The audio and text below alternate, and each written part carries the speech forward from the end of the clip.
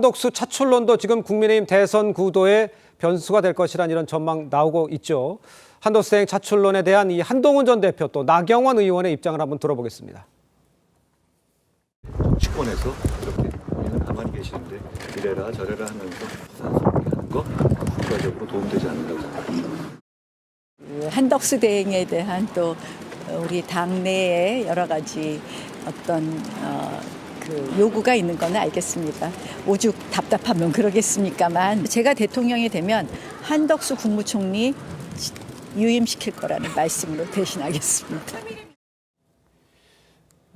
자, 오늘 그 국민의힘요 성일정 의원 화면에 보시겠습니다. 한덕수 대행의 출마를 촉구하고 나섰어요. 화면을 보시면 시대 요구를 외면하지 말아야 한다. 많은 의원들이 출마를 촉구하고 있으니까 국민 요구에 응답해 달라 이렇게 했고요. 여기 성일정 의원 국민의힘 의원들과 함께 이 한대행 대선 출마를 촉구하는 기자회견을 열겠다고 했는데 지도부의 만류로 좀 무산이 된 이 상황입니다. 성치훈 부의장께서는 한덕수 대행에 대한 그 생각은 어떠신지 그건 좀 설명해 주세요. 일단 민주당에서는 한덕수 권한대행은 출마의 자격이 없다고 생각합니다. 왜냐하면 이번 대선 자체가 윤석열 정부의 파면으로 인해서 치러지는 조기 대선 아닙니까? 네. 근데 윤석열 정부의 행정부의 2인자였던 국무총리가 네. 뭐 법적 책임이야 뭐 차치하다 하더라도 도의적, 정치적 책임에서 자유로울 수 없는 것이거든요. 네. 그런 사람이 과연 선거에 나올 자격이 있는가라고 되묻고 싶고요. 그리고 국민의힘 의원들이 그리고 국민의힘 측에서 민주당이 한덕수 권한대행에 대한 이 탄핵 카드를 만지작거릴 때 뭐라고 얘기했습니까? 지금 트럼프 정부 출범 이후 관세, 외교 이런 부분에 있어서 한덕수 권한대행이 적임자 아니냐? 60일 동안 이 사람이 관리를 해야 되는데 왜 탄핵 소추를 하느냐라고 반대하지 않았었습니까? 네. 근데 그 사람을 갑자기 그 대선 후보로 대선에 나오라고 한다고요? 그러면 그 관리는 누가 합니까? 그러니까 그거의 차원에서도 모순적이다라는 말씀을 드리고 싶고, 그리고 국민의힘이라는 정당에 대한 저는 이건 배신이고 무시라고 생각해요. 왜냐하면 네. 국민의힘 후보 뭐 한때는 후보군이 뭐 15명이다, 뭐 몇 명이다 이런 얘기 많았잖아요.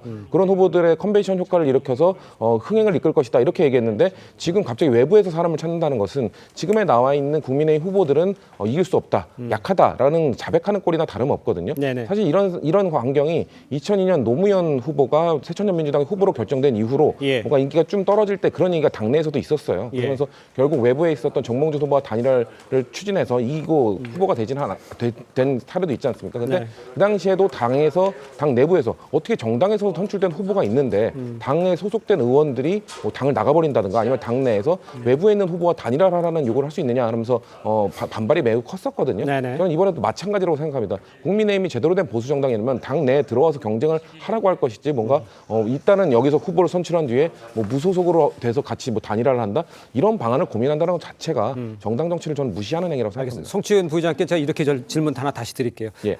그냥 현상으로 제가 느끼는 걸 수도 있고 뭐 여러분들이 느끼는 현상일 수도 있겠습니다만 공격하는 것이 한덕수 권한대행에 대해서 탄핵을 계속 언급하다가 조금 부상이 되는 듯한 느낌에서 국민의힘이 저분한테 의지하는 건 좀 애처롭다 이렇게 좀 공격을 조금 느슨하게 하고 있는 것 같은 느낌을 받는 분들이 꽤 계신데 그건 맞습니까? 한덕수 대행이 만약에 자꾸 부각되면서 예를 들어서 탄핵을 하면서 본선에 나올 수도 있게 된 상황에 대해서 걱정하거나 이런 부분도 없는 건 아닙니까?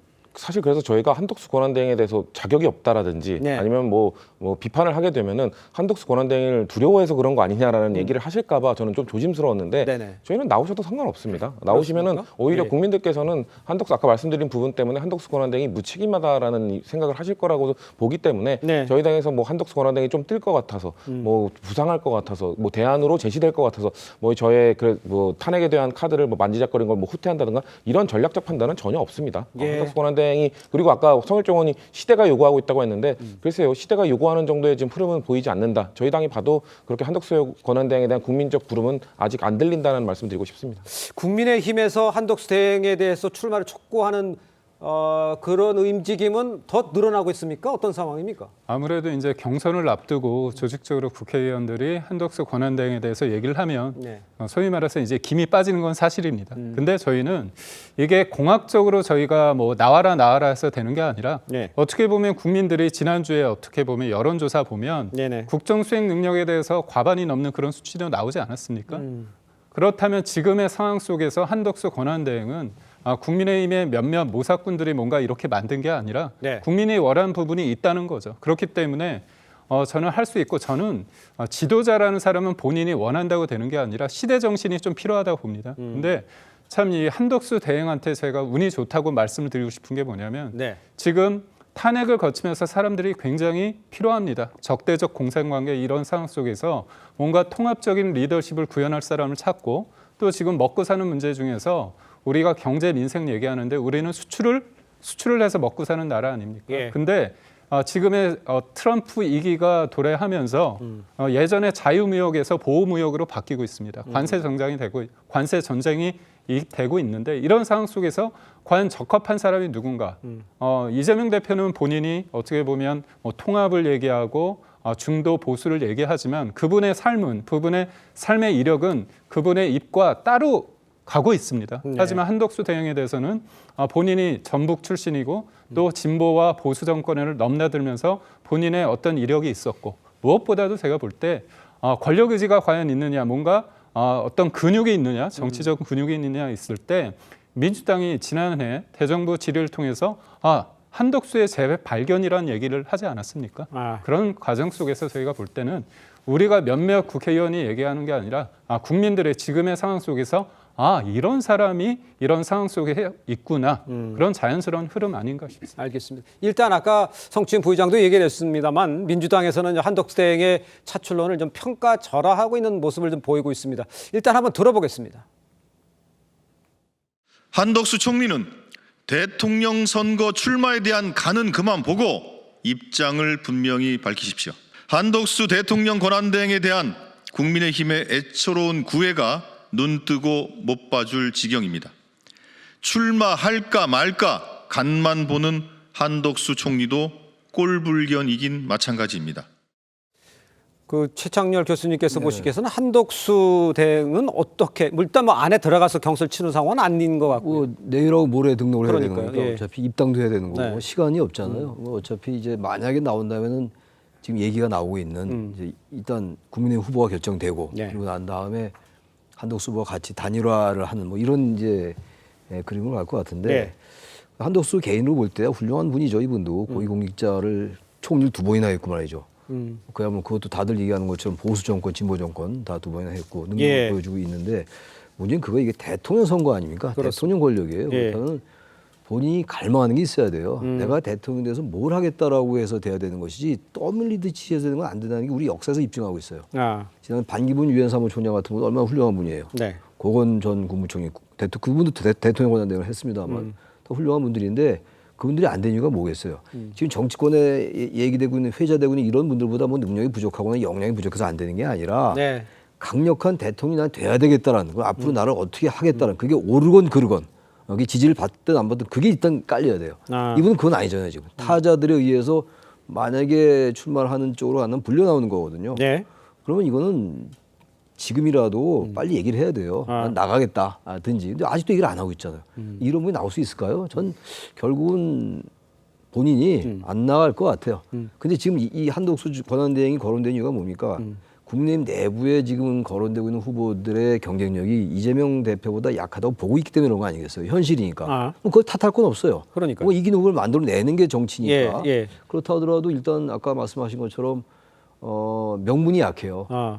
실패한 정권의 2인자였잖아요. 이건 책임성의 문제예요. 한덕수 총리가 뭐 잘못했다 잘했다 문제가 아니라 이분이 뭐 내란방조한 거 전혀 없으니까. 예. 그게 우선 걸림이 있을 거예요. 저는 그래서 한덕수 권한대행에서 빨리 얘기를 하는 게 맞고 만약 출마하겠다면 빨리 얘기를 해서 우선 입당을 안 하더라도 그렇게 돼야지 계속 이런 식으로 본인은 가만히 있고 주위에서 자꾸만 이렇게 얘기하고 이런 것 자체가 바람직하지 않다. 아니 그 송국근 평론 그 장고를 할 수 있고 네. 그리고 본인의 의지를 드러내면 그리고 경쟁력이 있다고 평가가 되면 얼마든지 나올 수 있는 시간적 여유는 있는 거 아니에요? 시간적 여유가 예, 있죠. 예. 그 공직자 사퇴 시한이 한 달 전까지니까 그러니까요. 사퇴 예. 시간적 여유가 있는 것이고 그럼 지금 당장은 국민의힘 경선에 참여는 물리적으로 좀 어려졌다고 봐야 되겠죠. 네. 그 지금 계속 이야기하는 것이 투태력으로 가서 국민의힘 후보와 나중에 이제 단일화를 하는 이벤트인데 예. 그 지금까지 한덕수 총리가 여기에 대해서 어떤 말을 하지 않고 있다는 것은 저는 출마 쪽으로 기울었다고 봅니다. 그렇습니다. 만약에 불출마 예. 같으면 벌써 이야기를 했을 거예요.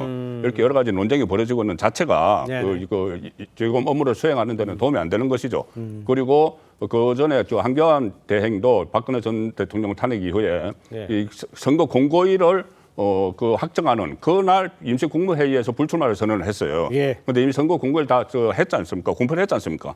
근데 지금 그 침묵을 하는 것은 아직 완전한 그 결단은 내리지 않았지만 어느 정도 출마 쪽으로 가닥을 잡았다고 저는 보는 것이고 그래서 나중에 그 공직자 사퇴 시한을 채워서 출마를 그 선언을 해서 무소속으로 가다가 단일화를 하는 건데 지금 계속 그 말씀하시는 것들이 일면 그 평상시 같으면 맞습니다. 명분이 없다.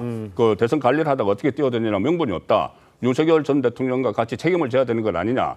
그런데 왜 대선에 나오느냐. 이것은 평상시 같으면 명분이 좀 약하죠. 그런데 지금은 적어도 보수 진영이나 국민의힘이 생각할 때는 완전 비상시국입니다. 비상시국이고 이재명 그 대표가 유력한데 전 대표가 저 민주당 후보로 유력한데 예. 만약에 이재명 전 대표가 집권을 했을 경우에 어떤 혼란 같은 것을 많이 우려를 하고 있어요. 예. 헌법 84조 문제라든가 아니면 뭐 대판 진행 중인가 이런 것도 많이 걱정을 하고 그런 상황이고 또 특히 헌재가 윤석열 전 대통령을 파면을 했지만은 파면하는 선고문을 보면은 민주당이 잘못된 이야기를 했습니다.